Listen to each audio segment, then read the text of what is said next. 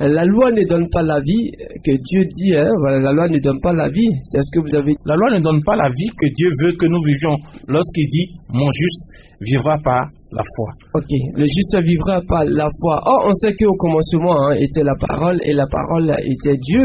Et on sait que Dieu est la vie. Et vous dites que la loi ne donne pas la vie. Ça, c'est une bonne question. Je vais vous donner une bonne réponse. Ok. On va prendre Hébreux 10, verset 1. Hébreux 10, verset 1. Verset 1, pour vous donner une bonne réponse. Parce que là aussi, on peut faire cette erreur-là de croire que, puisque la loi vient de Dieu, la loi réunit en elle toutes les perfections de Dieu. Ça, c'est une erreur qu'il ne faut pas faire. Hébreux 10, verset 1. En effet, la loi qui possède une ombre des biens à venir et non l'exacte représentation des choses ne peut jamais, par les mêmes sacrifices qu'on offre perpétuellement chaque année, amener les assistants à la perfection. Amen. Amen. Ici, Hébreux chapitre 10, verset 1 nous dit que la loi possède une ombre des biens à venir et non l'exacte représentation des choses. J'aime prendre cette image toute simple. Vous voyez mon ombre. Est-ce que cela peut vous amener à décrire mon caractère, à faire mon portrait? Vous ne pouvez pas. Et la Bible dit que la loi, c'est une ombre.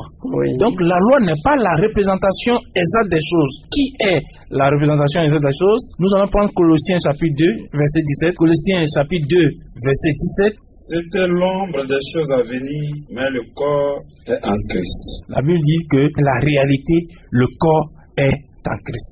Donc, cela nous permet de voir que la différence qu'il y a entre la loi et Christ, c'est que Christ, c'est la réalité, c'est la perfection, mais la loi n'est que l'ombre des choses à venir. On peut prendre des exemples au lieu de se contenter de citer des versets. Lorsque vous prenez ce problème qui a opposé Jésus et ceux qui voulaient lapider cette femme adultère, les gens se sont basés exactement sur la loi pour pouvoir lapider cette femme-là.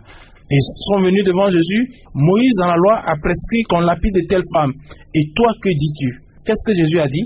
Jésus a dit que celui qui n'a jamais péché jette la pierre. Qu'est-ce que Jésus veut leur faire comprendre? Jésus veut leur faire comprendre que dans la perfection, pas dans l'ordre, mais dans la réalité, seul celui qui n'a pas péché est capable de punir une désobéissance. Cet exemple-là nous montre que le ministère de Jésus a atteint la perfection. Un deuxième exemple pour montrer qu'est-ce que la vie de Christ a de plus que la loi. La loi dit que tu ne commettras point d'adultère. C'est ce que la loi dit. Oui. Jésus a dit, si vous convoitez une femme, vous avez déjà commis un adultère avec elle dans son cœur. Ça veut dire que Jésus est allé encore plus loin que la loi.